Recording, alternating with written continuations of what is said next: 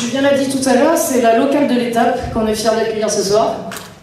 Alors le monde de la l'Ovalie la connaissent bien. Elle est présidente d'un club de rugby, Saint-Cyprien, je crois, en Périgord, membre du Périgord Agenais, et elle est aussi maire d'un petit village, Montferrand du Périgord. Ses administrés vous diront d'elle tout son dévouement, son franc-parler, ça doit venir du rugby, et son engagement au quotidien pour le bien vivre dans le milieu rural. Je vous demande d'applaudir Nathalie Fabre.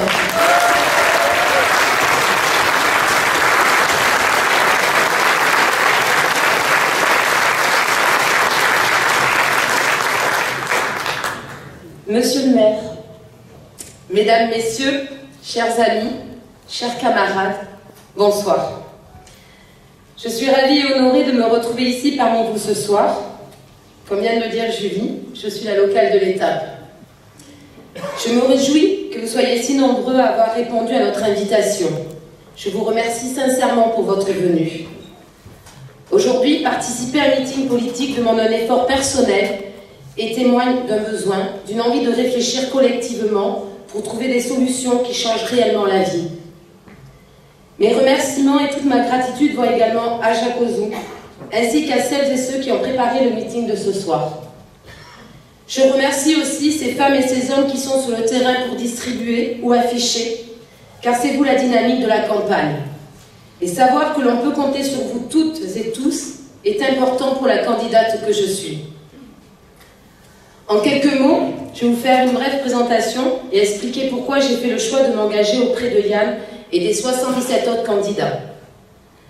En tant qu'employé du département, élu et président d'association, je sais et j'ai conscience que je ne dois pas laisser les autres choisir ceux qui nous représentent dans les institutions.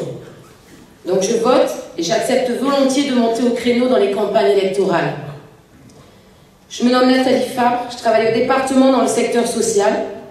En 2014, avec l'appui de toute une équipe, j'ai endossé le rôle de maire dans une commune rurale de 170 habitants. Et à mes heures perdues, je m'adonne à ma passion qui est le rugby. Je suis présidente d'un club amateur et officielle de match à la Fédération française de rugby. Voilà pour ce qui est de mon curriculum vitae. À un niveau moindre, je sillonne le territoire et j'essaie de tisser des liens, car aujourd'hui nous en manquons. Nous vivons dans une société qui marche sur la tête. Le Parlement européen prend des décisions qui nous concernent tous dans notre quotidien, comme par exemple ce qui doit rester dans le domaine du service public, si important dans nos villages. L'Europe a besoin d'un nouveau souffle, d'une nouvelle ambition pour ressusciter l'enthousiasme des citoyens. Pour moi, elle retrouvera ce souffle d'optimisme en s'appuyant sur les territoires qui sont l'âme et la culture de notre continent. Je crois une Europe forte et unie, fondée sur des valeurs communes, la démocratie, les droits humains, la solidarité, l'égalité des genres et le respect de l'état de droit, qui constituent la base non négociable de l'Union européenne. Et donc c'est parce que je me retrouve dans le programme de Yann Brossa, qui met en avant l'humain face aux finances, que j'ai accepté de le rejoindre. En tant qu'élu en zone rurale, je souffre au quotidien de disparitions programmées des différents services publics. J'avoue que les territoires ruraux sont les grands oubliés des politiques, et cela s'accentue ces dernières années, surtout depuis le vote de la loi NOTRe, qui est la nouvelle organisation du territoire. L'État s'est lancé dans une course effrénée pour concentrer et regrouper les collectivités. Nouvelles communes, grande intercommunalité, grande région, compétences transférées. C'est comme si ces grands technocrates ignoraient que les élus de terrain, c'est-à-dire nous, n'avons pas attendu pour mutualiser les moyens quand cela était possible et utile aux citoyens, et que par conséquent, quand cela avait du sens. Je pense qu'il est illusoire de croire que c'est en nous mariant de force que nous mènerons des politiques plus efficaces ou moins coûteuses. Car les logiques du territoire, les bassins de vie, le lien social, c'est-à-dire l'humain, passent au second plan au détriment de l'argent dans toutes ces réformes. Aujourd'hui, les citoyens, avec le mouvement des Gilets jaunes, disent stop. Je suis allée auprès d'eux, d'une part les soutenir et de l'autre exprimer mon mécontentement. Cette profonde crise du pouvoir d'achat se double du sentiment majoritaire de vivre dans une société produisant relégation et exclusion. Ma mairie a été l'une des premières mairies à ouvrir un cahier de doléances. Occasion pour certains habitants de venir se parler et insister sur le constat suivant. Les inégalités existent et même s'accentuent. Dans nos communes rurales, nous trouvons des familles en souffrance sociale, la hausse des impôts, du carburant. Chez nous, de moins en moins de services publics, pas de transport en commun, des écoles qui ferment à tour de bras, la facture s'alourdit. Seul le SMIC n'évolue pas.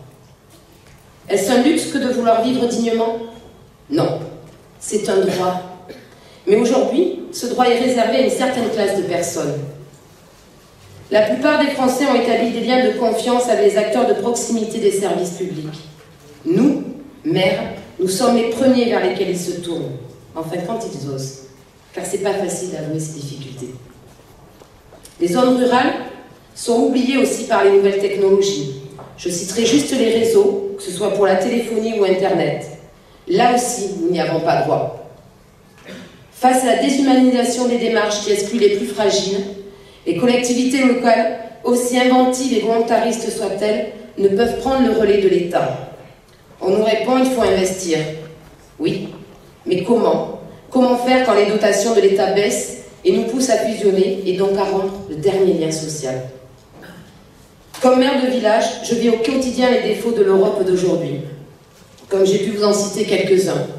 Mais l'Europe, elle a aussi des qualités, celle d'échanger avec l'autre. Dans mon village, toujours, c'est la deuxième année que nous accueillons un jeune en service volontaire européen, grâce à Erasmus.